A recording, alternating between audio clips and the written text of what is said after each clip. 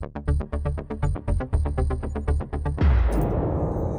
Friends, I am HBK, your watching international leagues. Recently एक बहुत बड़ी डेवलपमेंट निकलकर सामने आ रही है। यूएस तालिबान को बिलियंस ऑफ डॉलर्स की फंडिंग कर रहा है टू फाइट अगेंस्ट पाकिस्तान। जो अमेरिका कभी तालिबान का सबसे बड़ा दुश्मन हुआ करता था, वो आज अमेरिका का दोस्त बन गया है। एंड जो पाकिस्तान तालिबान का सबसे अच्छा दोस्त हुआ करता था, वो आज दुश्मन बन गया है। और ये बहुत ही शॉकिंग रिपोर्ट है जो खुद यूएस की रिपोर्टर लारा लोगन ने इसका खुलासा किया है। फर्स्ट ऑफ ऑल, आप ये न्यूज आर्टिकल देख सकते हैं, US is giving billions of dollars to Pakistan enemy. और आज हम यूएस से आई इस रिपोर्ट को डिकोड करेंगे और जानेंगे आखिर क्यों यूएस तालिबान को बिलियंस ऑफ डॉलर्स की फंडिंग कर रहा है। और इस रिपोर्ट पर एलन मस्क ने भी अमेरिका के आउटगोइंग बाइडेन एडमिनिस्ट्रेशन की गवर्नमेंट पर सवाल उठाए हैं। तो चलिए शुरू करते हैं वीडियो। द तालिबान, जिसे कभी पाकिस्तान सबसे ज्यादा सपोर्ट किया करता था, आज वही तालिबान पाकिस्तान की गले की हड्डी बन गया है, पाकिस्तान के लिए सबसे बड़ा खतरा। और तालिबान पाकिस्तान पर अटैक्स करने के लिए अमेरिका द्वारा सप्लाई किए हुए वेपन्स का ही इस्तेमाल करके पाकिस्तान पर अटैक्स कर रहा है।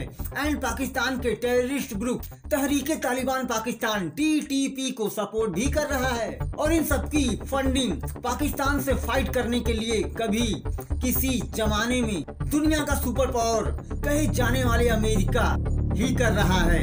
और यहाँ आपके मन में क्वेश्चन आएगा कि आखिर तालिबान जो अमेरिका का दुश्मन हुआ करता था, वो आज तालिबान को बिलियंस ऑफ डॉलर्स की फंडिंग क्यों करेगा? Let me explain to you. उसका कारण है चाइना, क्योंकि कभी अमेरिका के इशारे पर नाचने वाला पाकिस्तान अब चाइना के इशारों पर नाच रहा है, जिसकी वजह से अमेरिका एंड पाकिस्तान के रिश्तों में दरार आ गई और पाकिस्तान फंडिंग पाई का मोहताज हो गया। तो चाइना ने पाकिस्तान को सपोर्ट किया, बिलियंस ऑफ डॉलर्स के फंड्स दिए, वेपन्स दिए, जिसकी वजह से अंकल सैम को गुस्सा आ गया। तो फिर इसके बाद अंकल सैम ने पाकिस्तान को सबक सिखाने के लिए तालिबान को फंडिंग करनी शुरू की। I hope you got it. अब आते हैं रिपोर्ट पर। First, a US congressional report claims the Biden administration is funneling billions of rupees each week to the Taliban and US Taliban को पाकिस्तान के खिलाफ मजबूत कर रहा है। फिर इस रिपोर्ट को एलन मस्क ने ट्वीट करते हुए क्वेश्चन किया कि are we really sending American tax payers money to the Taliban? मतलब क्या हम सच में अमेरिकन टैक्स पेयर्स की मनी तालिबान को भेज रहे हैं?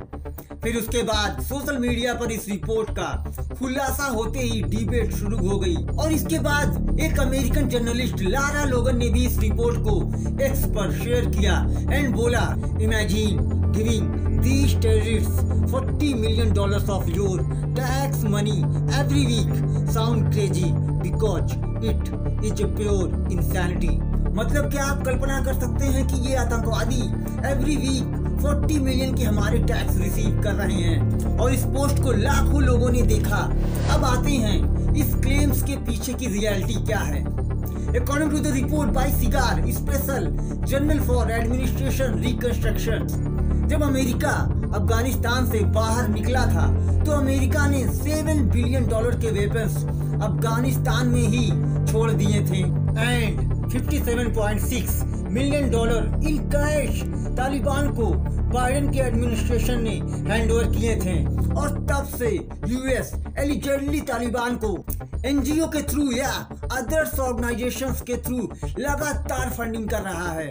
2021 की एक UN की रिपोर्ट में भी ये क्लेम किया गया था कि यूएस ने अफगानिस्तान को $2.6 बिलियन ट्रांसफर किए थे। And now the congressional report claims Biden administration Taliban को $40 मिलियन वीकली सेंड कर रही है। फिर उसके बाद 2 जनवरी को टीम बर्शेट ने भी कंसर्न्स रेज किया था कि nearly $10 million in foreign add funds Taliban को भेजे जा रहे हैं bye non governmental organisations NGOs। And cigar ने अपनी रिपोर्ट में ये भी हाईलाइट किया है कि अमेरिका आज भी अफगानिस्तान का सबसे बड़ा लार्जेस्ट डोनर है। सिंस 2021 अमेरिका के अफगानिस्तान से विथड्रॉल करने के बाद से अमेरिका ने अफगानिस्तान तालिबान को $21 बिलियन भेजे हैं और ये एक सीरियस कंसर्न बताया जा रहा है यूएस के तमाम एमपीज एंड एक्सपर्ट्स के द्वारा। और ये भी बताया जा रहा है कि यूएस हो सकता है अफगानिस्तान के कुछ हिस्सों पर आज भी अपना कंट्रोल मेंटेन किए हुए है। और यूएस को ये भी पता है कि तालिबान इस फंड को पाकिस्तान के टेररिस्ट ग्रुप तहरीके तालिबान को फंड करेगा और पाकिस्तान को डिस्टेबलाइज करेगा।